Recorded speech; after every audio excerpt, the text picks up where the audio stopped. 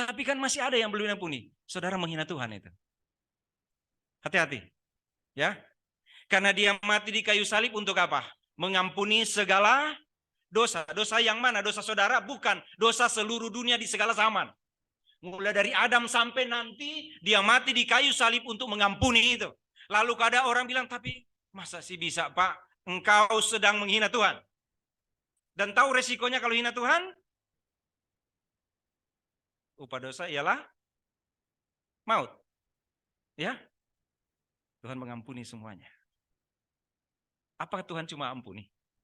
Di ayat ini yang sebenarnya kita mau bahas sebenarnya di ayat 13 dan 14. Tapi nanti berikut kita baca aja. Di dalam dia kamu juga karena kamu telah mendengar firman kebenaran yaitu Injil keselamatanmu. Di dalam dia kamu juga karena kamu telah mendengar Injil keselamatanmu. Di dalam dia kamu juga ketika kamu percaya. Diapakan sama Tuhan? Dimeteraikan dengan Roh Kudus yang dijanjikannya itu. Dan Roh Kudus itu adalah jaminan bagian kita sampai kita memperoleh seluruhnya. Yaitu penebusan yang menjadikan kita milik Allah untuk memuji kemuliaannya. Apakah kita cuma diampuni? Lalu biar saja berjalan. Saya sudah ampuni engkau Sony. Silakan pergi dan jangan berbuat dosa lagi. Itu kan yang selalu kita dengar. Tapi tahu nggak apa yang Paulus bilang kepada jemaat di Efesus? Orang-orang kudus di Efesus, orang-orang yang sudah diampuni dosanya. Tuhan bilang, ketika kamu percaya, dimeteraikan dengan Roh Kudus. Kalau Roh Kudus ada dalam hidup manusia, artinya manusia itu harus benar-benar kudus. Tidak ada tempat yang tidak kudus kalau ada Roh Kudus dalam diri orang percaya. Karena dimeteraikan dengan Roh Kudus. Ngerti kan meterai ya? Dulu kalau orang mau apa? Kalau kita naik pesawat atau naik kan ada tanda ini barang kita ya. Ada apa nama atau apa di situ ada cap gitu ya. Nah, Roh Kudus meterai itu kalau dulu kalau ada barang ini punya saya itu ada tanda di situ. Sama kayak sekarang juga meterai itu kalau ada perjanjian ya. Kertas tapi kalau dulu ada cap itu. Nah, ini punya saya. Jadi kemanapun itu punya saya karena ada cap saya di situ. Ada nama saya di situ. Itu punya saya. Setiap orang percaya adalah anak-anak Allah. Dan di dalam diri anak-anak Allah itu ada Roh Kudus di dalamnya. Jadi kalau orang punya Roh Kudus, apa yang akan terjadi pada orang yang punya Roh Kudus? Dia akan begini. Serkotok. Itu Andia itu kalau serkotok mana adik Andia. Dia waktu kecil kalau saya bilang serkotok, dia yang bunyi tok. Sorobutok. Pokoknya apa aja bunyi di belakang tok. Sampai udah pintar ngomong dia, pintar ngomongnya tok. Wah ini orang yang punya Roh Kudus ini. Nah yang cuma diam-diam begini, kok saya nggak bisa, terpaksa mesti belajar. Iya kan? Akhirnya mesti berusaha. Nah kalau dia sorokotok, saya apa sirili. Pokoknya yang penting ada. Sebab kalau enggak, nanti orang bilang saya nggak punya Roh Kudus. Iya kan? Begitu kan? Makanya jadi rame. Di sini tralalala, trilili, itu burung kutilang sebenarnya. Gitu kan? Mas Yanto ada di depan situ ada burung kutilang. Terus saya bilang, Mas Yanto itu burung apa? Burung kutilang. Karena dia kan suka kasih beras di situ. Nasi. Jadi ada burung kutilang. Terus bunyinya gimana? Bunyi trik. Oh salah. Burung kutilang nggak bunyi tilu enggak. Burung kutilang itu bunyinya tralala, lili. Kan gitu kan? Burung kutilang bunyinya. Nah, jadi supaya sama, mesti ada bunyi. Itukah orang yang dipenuhi Roh Kudus? Yang dimeteraikan dengan Roh Kudus? Bukan. Enggak. Alkitab enggak bilang begitu ya. Alkitab bilang gini. Orang yang dipenuhi dengan Roh Kudus, orang yang dimeteraikan dengan Roh Kudus, yang dijanjikannya itu adalah orang-orang yang menerima penebusan menjadikan kita milik Allah. Enggak ada orang lihat di hidup saudara ada Roh Kudus. Enggak ada kan? Tidak ada yang lihat dalam hidup saudara ada Roh Kudus. Tapi Allah lihat. Jadi kalau kita ada di dunia sana, di dunia ini, atau kalau saudara berdiri di sini lihat di bawah ada mobil macam-macam, saudara pasti tahu mobil saudara. Saya aja tahu mobil saudara walaupun itu bukan mobil saya. Ya kan? Saya lihat dari atas, oh itu mobil saya. Itu mobil saya, kan gitu kan? Saya tahu itu punya saya. Di dunia yang kotor ini, Tuhan akan lihat dan tahu setiap anak Tuhan yang punya Roh Kudus dalam hidupnya. Yang dimeteraikan dengan Roh Kudus, Tuhan tahu orang-orang itu. Orang lain tidak tahu. Kalau Oma Lena ada di jalan, orang, woi Magdalena, ada dua Magdalena, sini sama sini. Woi, orang cuma tahu itu, tapi orang nggak tahu bahwa di dalam dirinya ada Roh Kudus. Ada saya. Kenapa? Karena dikuduskan dan untuk menjaga supaya jangan kotor lagi. Ya, karena Tuhan sudah jadi miliknya, sudah menjadi anaknya, dan supaya tidak dapat diambil orang lagi, dimeteraikan dengan Roh Kudus. Siapa yang bisa ambil Roh Kudus itu? Siapa yang bisa robah meterai itu? Tidak ada. Setiap orang yang sudah percaya pada Tuhan Yesus tidak dapat diambil oleh apapun. Yang Tuhan taruh cap meterai di situ, tidak ada orang yang akan bilang, Tuhan salah cap. Ini salah nih. Ya? Nggak akan ada. Tidak ada yang orang dapat menghapus cap yang Tuhan berikan dalam hati, dalam hidup setiap orang percaya. Tidak ada. Tidak akan ada orang yang mampu mengubah saudara dari milik Tuhan menjadi bukan milik Tuhan. Kalau sudah ada di tangan Tuhan, saudara tidak hanya berada di tangan Tuhan, tetapi dimeteraikan dengan Roh Kudus yang dijanjikannya itu. Supaya kalau orang yang punya Roh Kudus itu tahu. Karena dia punya Roh Kudus, dia akan tahu, saya adalah milik Tuhan. Kenapa? Karena saya dimeteraikan dengan Roh Kudus. Apa rasanya? Ada tiba-tiba saudara berasa beda nggak? Enggak. Yang ada adalah saudara tahu, harus tahu, bahwa ketika saudara percaya Tuhan Yesus, Tuhan mengampuni semua dosa saudara, dan Roh Kudus dimeteraikan dalam hidup saudara. Sehingga orang percaya akan bilang begini, saya adalah anak Tuhan. Kalau Tuhan saya tinggal di surga, nggak mungkin saya tinggal di neraka kan? Kalau Tuhan saya tinggal di surga, saya akan tinggal di surga karena saya anak Tuhan. Tetapi saudara tahu nanti saya bahas minggu depan. Karena ini sudah jam makan. Yaitu ketika dimeteraikan dengan Roh Kudus tidak hanya menjadi milik Tuhan. Tetapi seperti yang saya sudah katakan waktu lalu. Ayat yang ke-12. Supaya kami. Ini yang khotbah minggu lalu ya. Supaya kami yang sebelumnya telah menaruh harapan pada Kristus boleh menjadi puji-pujian bagi kemuliaannya.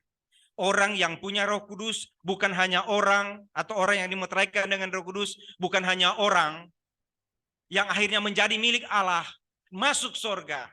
Enggak. Tidak hanya itu, tetapi harus menjadi puji-pujian bagi kemuliaannya.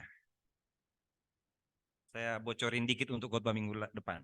Saudara lihat ayat 15. Karena itu setelah aku mendengar tentang imanmu dalam Tuhan Yesus dan terutama kasihmu terhadap semua orang kudus, orang yang dimeteraikan dengan Roh Kudus itu di hadapan Tuhan kudus dan tak bercacat. Di hadapan manusia apa yang mereka lihat?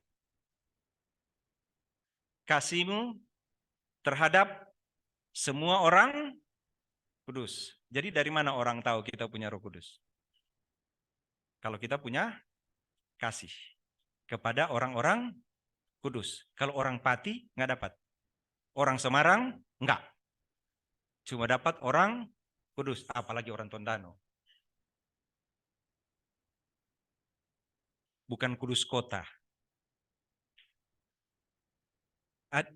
Kasihmu terhadap orang-orang yang sama-sama dikuduskan oleh Tuhan Yesus. Bisa, saudara? Mari saya singkat saja. Tuhan tahu hidup kita. Apapun yang ada dalam hidup kita Tuhan tahu. Itu ada di Mazmur 139 dibacakan Tessa tadi. Apapun yang ada pada kita Tuhan tahu. Bahkan Dia tahu sebelum kita lahir ke dalam dunia. Dibilang kejadianku dahsyat dan ajaib. Tidak ada tulang-tulang yang tersembunyi. Dan Tuhan tahu itu. Bahkan sebelum dunia dijadikan. Dan Tuhan tahu kita adalah orang-orang berdosa. Orang-orang berdosa itu tidak dapat membersihkan dirinya sendiri. Ya, tidak dapat. Orang berdosa itu hanya dapat dibuat bersih oleh Tuhan yang tidak pernah berhubungan dengan dosa. Ketika orang berdosa itu datang pada Tuhan, atau Tuhan datang pada orang berdosa itu, dan orang berdosa itu bilang pada Tuhan, Tuhan, saya percaya Engkau satu-satunya yang dapat mengampuni segala dosa. Tuhan Yesus, ingatlah aku apabila Engkau datang, seperti penjahat di kayu salib itu. Seperti orang yang datang pada Tuhan Yesus dan Tuhan Yesus bilang, dosamu sudah diampuni. Hanya Tuhan Yesus yang dapat mengampuni segala dosa. Dan kalau diampuni, kita kudus di hadapan Tuhan. Orang yang kudus di hadapan Tuhan itu tidak hanya kudus dan jalan sendirian. Tidak. Tuhan meteraikan dia dengan Roh Kudus. Ketika Tuhan meteraikan dengan Roh Kudus, nggak ada orang tahu dia adalah milik Tuhan. Tetapi Tuhan tahu bahwa dia adalah milik Tuhan. Orang bisa tahu dia punya Roh Kudus kalau dia mengasihi sesama orang kudus dan juga mengasihi orang-orang yang belum dikuduskan supaya orang-orang mau dikuduskan oleh Tuhan Yesus. Saudara bisa tangkap sampai di situ? Kalau saudara bisa mengerti, saya mau ajak berdoa. Kalau belum mengerti, saya mulai dari pertama. Mengerti kan? Begini aja. Nah, kalau nggak kita mulai dari pertama nih. Mulai dari saat teduh. Oh, itu mah kacau udah gitu ya. Bagi orang-orang yang sudah percaya pada Tuhan Yesus. Bukan bagi, kita. Ya kan? Kita yang sudah percaya pada Tuhan Yesus, kita adalah orang-orang yang di dalam hidup kita ada Roh Kudus. Saudara mau taruh luka begini? Dulu saya masih kecil, remaja, ikut-ikutan partai. Lalu saya bawa-bawa bendera partai itu. Benderanya merah lagi waktu itu. Lalu luka di sini. Terus saya bilang, itu kalau dia jatuh di tanah, bergambar itu. Karena bangga sekali. Setelah itu, saya bertobat, lalu luka. Lalu saya bilang, kalau darah saya keluar, itu bukan lagi darah saya. Itu adalah darah yang Tuhan Yesus beri bagi saya. Dan darah saya ini murah sekali, tapi sudah dibayar mahal oleh darah Tuhan Yesus. Apapun yang ada pada saya, mungkin murah karena saya debu, ulat. Tapi Tuhan membayar saya dengan darah yang mahal. Tuhan membayar saudara dengan darah yang mahal kan? Sehingga saudara bukan lagi milik saudara. Tidak pantas mau bangga, saya punya ini, punya itu. Tidak. Yang ada pada saya ini hanyalah dari Tuhan. Karena ada Tuhan di hidup saya sekarang. Ada Roh Kudus di dalam saya. Apapun yang kita mau lakukan, jangan pernah abaikan Tuhan. Jangan pernah. Kenapa? Karena kita bukanlah kita lagi. Tetapi ada Roh Kudus di dalam kita. Ya. Tuhan sudah membawa saudara sampai di tempat ini. Jangan pernah berhenti. Ingat bahwa saya adalah milik Tuhan dan Tuhan mengasihi saya, mengasihi saudara. Dia tidak hanya mengasihi dari atas sana, tapi dia mengasihi karena dia ada di dalam setiap kita di sini. Setiap detak jantung kita, pori-pori hidup kita, pori-pori di kulit kita ini, itu adalah milik Tuhan Yesus. Kalau saudara menggunakan mata saudara memandang sesuatu, itu adalah milik Tuhan Yesus. Kalau saudara mengerjakan sesuatu di pekerjaan dimanapun, itu adalah milik Tuhan Yesus. Tuhan sudah bayar itu saudara dengan darahnya. Tidak ada sisa lagi kita. Kita sekarang tidak punya apa-apa lagi. Semua adalah milik Tuhan. Apapun yang ada pada kita. Satu waktu kita mau marah pada orang, tolong ingat, saya adalah milik Tuhan Yesus. Kalau kita satu waktu disakiti oleh orang, kita bilang dalam hidup kita, saya adalah milik Tuhan Yesus, Tuhan ada di saya. Tuhan akan tolong saya. Satu waktu kalau kita tersinggung, satu waktu kalau kita melakukan sesuatu dan menyakiti orang lain tanpa kita sadar, tolong ingat, ada Tuhan bersama-sama dengan saya. Bahkan ketika kita punya rencana yang tidak baik bagi seseorang, kata-kata kita mungkin keluar dan tidak baik kepada orang lain, tolong ingat, ada Tuhan di dalam hidup saya. Ada Tuhan di dalam hidup saudara. Ada Tuhan. Dan Tuhan tidak pernah tidak ada. Dia meteraikan dengan Roh Kudus. Sekarang kalau sudah dimeteraikan dengan Roh Kudus, siapa yang bisa mengambil Roh Kudus itu? Apakah Roh Kudus itu akan pergi? Tidak. Karena itu meterai. Yang Tuhan lihat sekarang dari surga, begitu banyak manusia di dunia ini. Dia tahu mana miliknya yang akan dia bawa ke surga dan orang itu adalah saudara. Dia tahu orang-orang yang dia sudah bayar dengan darahnya. Ada tanda pada orang itu dan orang-orang itu akan dibawanya ke surga. Dan orang itu adalah saudara. Kalau berada di dunia yang sementara ini saudara mengalami sesuatu, tolong ingat saudara adalah milik Tuhan. Dan satu waktu akan tinggal bersama-sama dengan Tuhan di surga. Karena saudara kudus dan tak bercacat di hadapannya. Tuhan mengasihi saudara. Mari kita berdoa.